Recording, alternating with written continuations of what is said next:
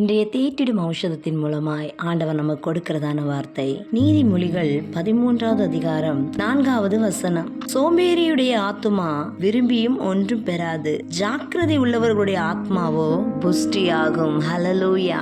சோம்பேறின்னு சொன்னா எந்த வேலையும் செய்ய விருப்பம் இல்லாம இருக்கிறவங்க, எந்த ஒரு நன்மையான காரியத்தையும் அவங்களால அடையவே முடியாது.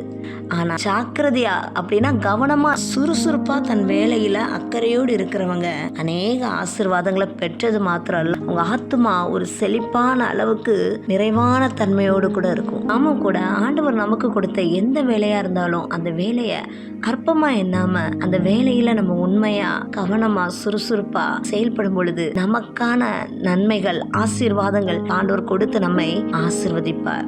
அப்படிப்பட்ட ஒரு நிலையில இருக்கும்போது தான் நம்முடைய ஆத்மா ஒரு மனநிறைவோடு கூட இருக்கும். ஆண்டவர் கொடுக்கிற ஆசீர்வாதத்தை, செல்வங்களை, நன்மைகளை நாம பெற்றுக்கொள்ள முடியும். நாம ஜாக்கிரதை உள்ளவர்களாய் காணப்படுவோம்.